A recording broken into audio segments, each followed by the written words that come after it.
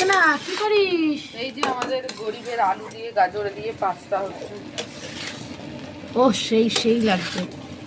তুমি কি করছো? আমি তাকিয়ে আছি, দেখছি কেমন পাস্তা বানাচ্ছে।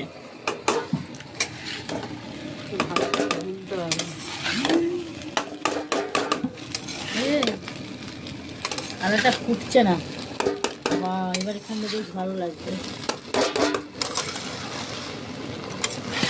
সবাই চলে এসো, বৌদিকে দিয়ে দেবো।